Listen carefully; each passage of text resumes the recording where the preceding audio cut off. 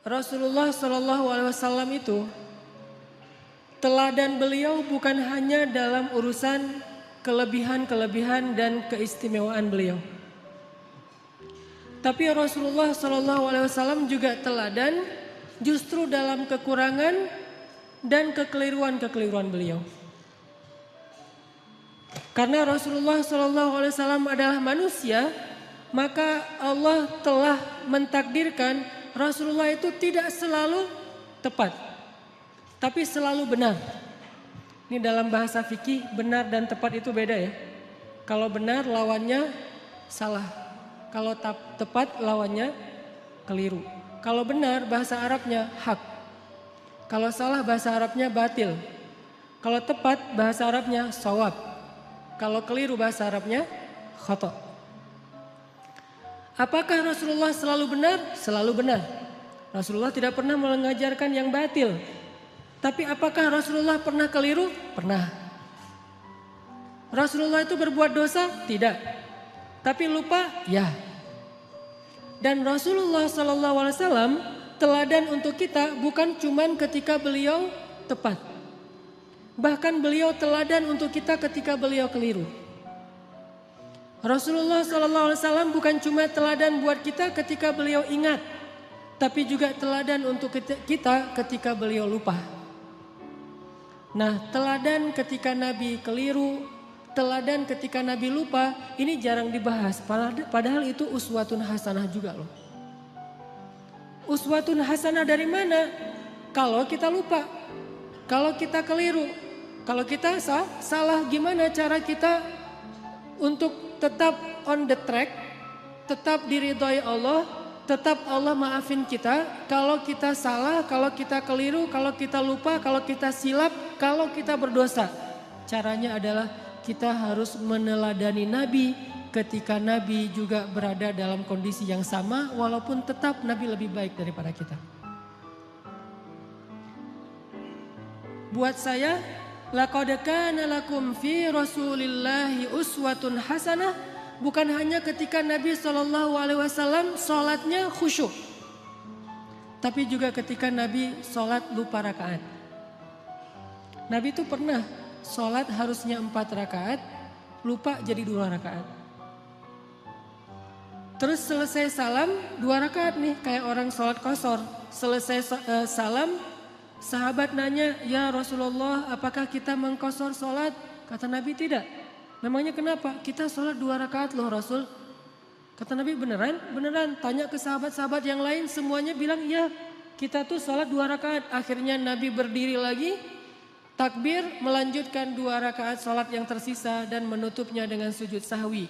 Lupanya Nabi uswatun hasanah.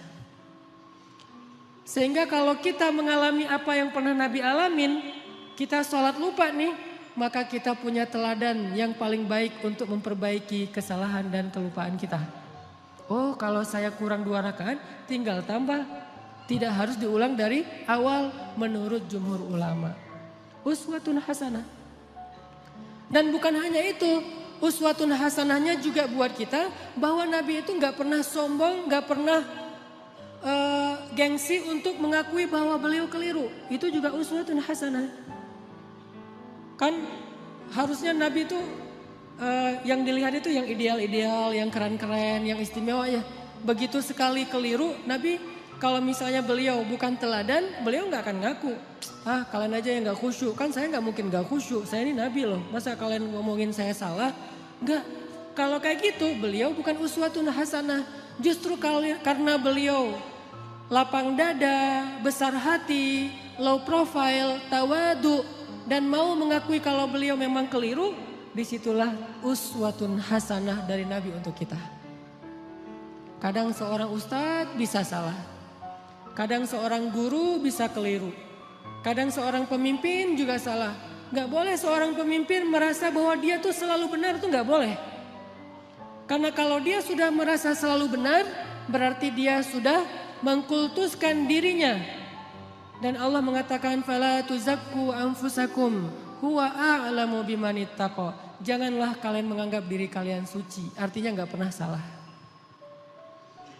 Jadi pemimpin yang meneladani Rasulullah SAW bukan cuma meneladani dari angle jujur, amanah, profesional, tapi juga meneladani Nabi dari angle apa? Bahwa kalau keliru berbesar hati untuk mengakui. Kalau dinasihati oleh orang lain dan nasihat itu memang tepat dan benar, maka dia menerima dengan lapang dada. Kalau perlu dia berterima kasih kepada orang yang sudah menasihati dia, bukan malah ilfil, bukan malah menyakiti, bukan malah menzolimi. Ini uswatun hasanah ketika Nabi keliru. Laqad kana lakum fi Rasulillah Laqad kana lakum fi Rasulillahi uswatun hasanah. Pasti di dalam diri Rasulullah itu ada uswatun hasanah, tapi kan Rasul nggak selalu tepat, walaupun tepatnya itu banyak, sedikit keliru, tapi tetap ada kelirunya. Bahkan kalau kita baca ayat-ayat Al-Quran, kita akan menemukan lebih dari satu ayat-ayat teguran terhadap Nabi, ya kan? Walaupun yang populer satu surat Abasa, tapi surat dengan makna yang sama dengan surat Abasa di dalam Al-Quran itu lebih dari satu, ada beberapa, bahkan lebih dari 3. Kenapa kok Nabi sampai kayak gitu? Biar kita bisa meniru Nabi kalau kita melakukan kesalahan. Seorang suami tidak selalu harus benar. Dan tidak perlu merasa gengsi mengakui kalau kali ini yang benar adalah istrinya. Buat yang udah punya istri. Yang belum punya juga belum tentu selalu benar. Kadang yang benar adalah teman kos-kosannya. Kadang yang benar adalah mantannya. Kan gak masalah kan? Kalau ditanya kenapa kalian putus, gua gak sabar. Jangan, oh dia tuh emang gini-gini. Enggak, kadang-kadang emang dia yang baik, kita yang waktu itu lagi terbawa emosi. Tapi di balik semua itu emang lebih baik putus mungkin supaya mereka mencari yang lebih baik dan lebih halal. Tapi yang pasti teman-teman, kita coba malam ini belajar uswatun hasanah Nabi dalam kondisi ketika Nabi keliru. Dan ini sama sekali bukan ingin menjelek-jelekan Nabi, sebaliknya kita ingin melihat betapa Nabi itu hebat. Justru ketika kita melihat betapa Nabi besar hati, lapang dada, kita akan semakin kagum kepada sosok Rasulullah SAW.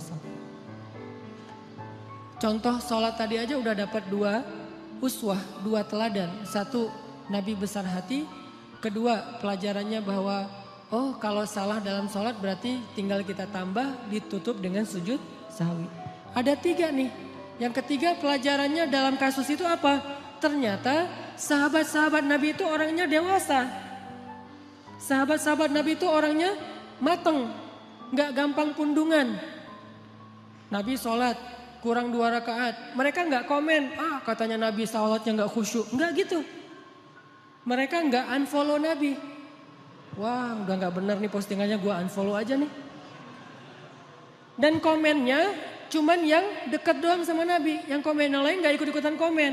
Jadi komennya itu komen positif. Bukan ngebully Nabi, bukan Nabi mah ternyata sholatnya juga mikir yang lain. Saya kira selama ini udah keren banget, ternyata pencitraan doang. Enggak. Kenapa? Karena mereka followers yang udah mateng. Bukan followers yang labil, yang galau gitu. Sehingga sekali Nabi postingnya agak-agak kurang tepat, mereka pundung fisabilillah. Bayangin kalau sekali Nabi keliru terus pundung kan berkurang kan umat Islam? Tidak, yang terjadi justru semakin bertambah. Kenapa? Mereka faham Nabi itu wama Muhammadun illa rasulun qad khalat min qablihi rusul. Dia juga seorang makhluk yang diutus oleh Allah. Kadang dia wafat, Allah menghidupkan dan mematikan, Allah memberi makan, Allah memelihara, Allah membuat dia ingat dan lupa. Semua itu adalah sifat manusia yang melekat pada diri Rasulullah SAW. Cuma satu bedanya, beliau Allah jaga dari berbuat dosa, maksum. Dijaga dari berbuat dosa. Jadi Nabi itu gak buat dosa, tapi kalau keliru ya. Lagian keliru itu bukan dosa sengaja.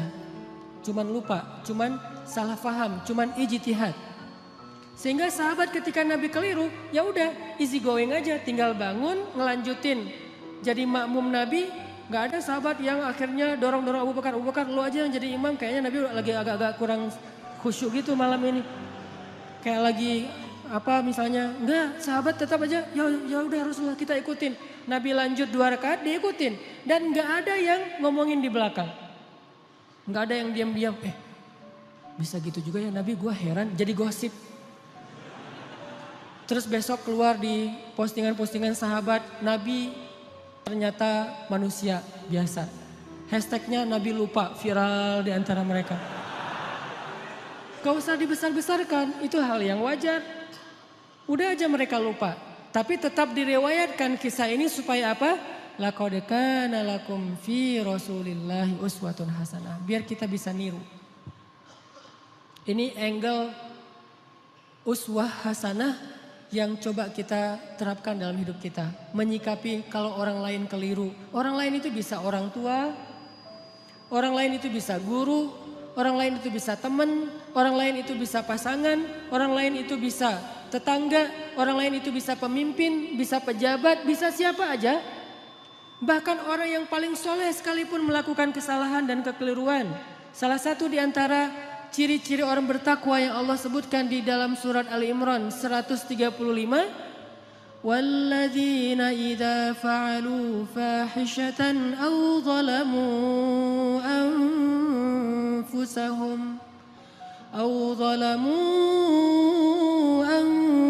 anfusahum dzakarullaha fastaghfaru lidzunubihim.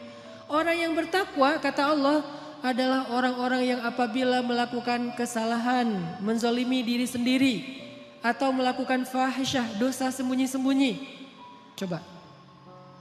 Ternyata orang bertakwa juga bisa ngelakuin dosa, kesalahan. Bedanya apa?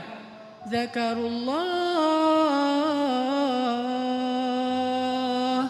Ketika dia sadar, ketika dia ingat, ketika dia diingatkan oleh orang lain, fastaghfaru lidzunubihim. Buru-buru dia meminta ampun kepada Allah dan tidak lagi melakukan kesalahan itu.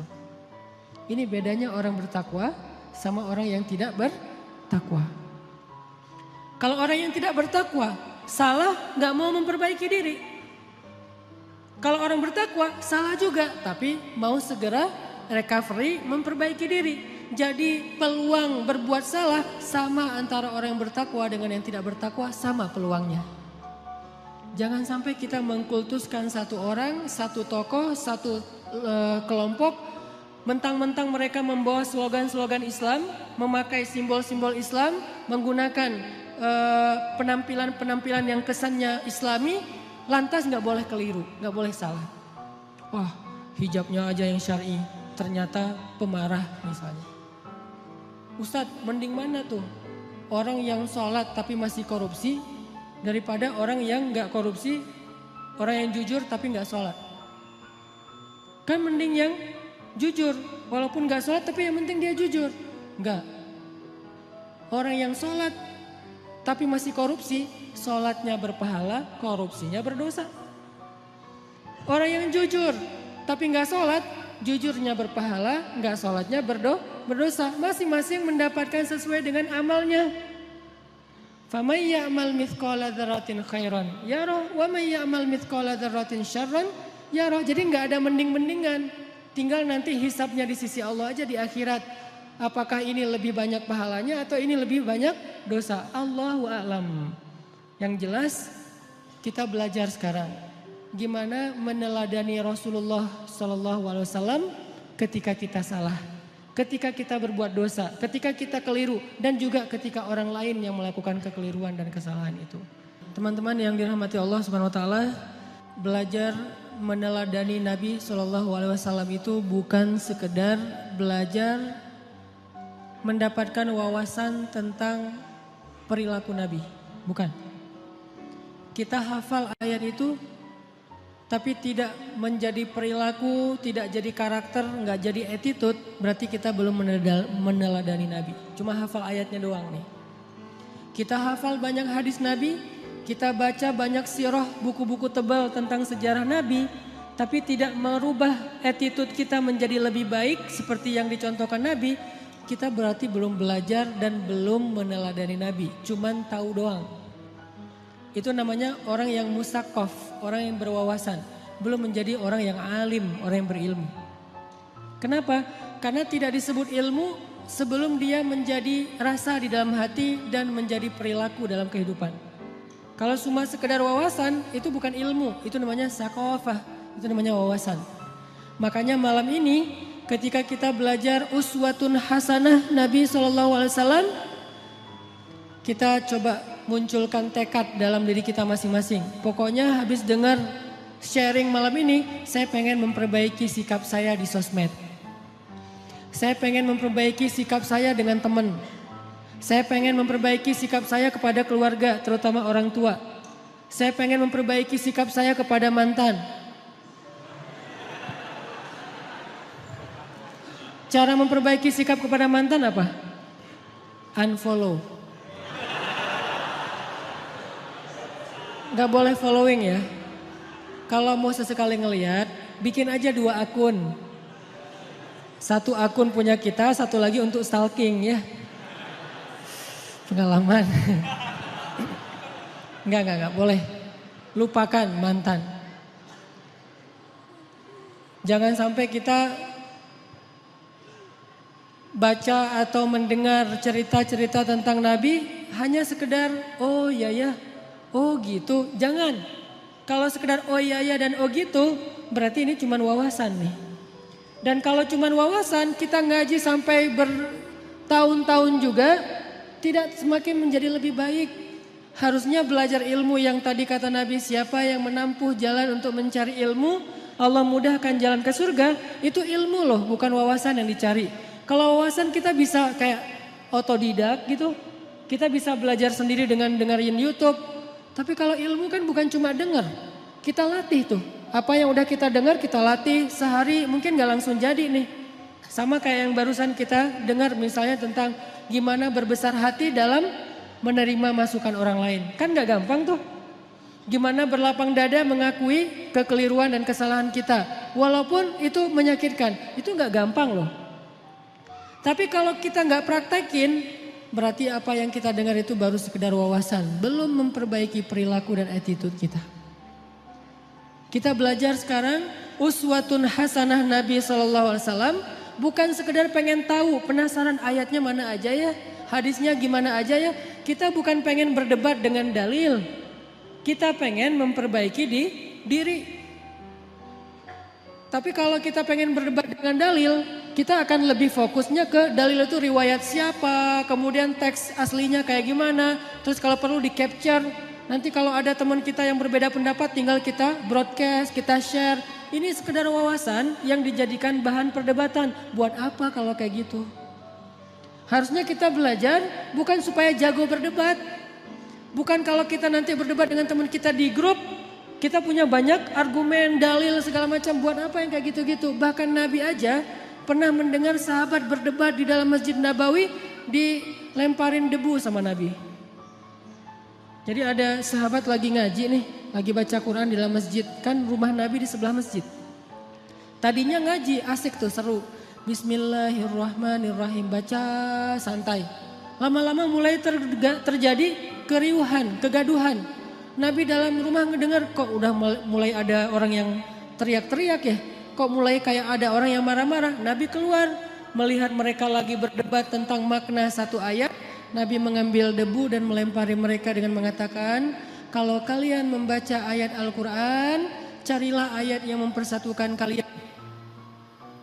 Artinya jangan membaca ayat-ayat yang membuat kalian berpecah belah, bukan ayatnya, tapi persepsi dan tafsiran terhadap ayatnya.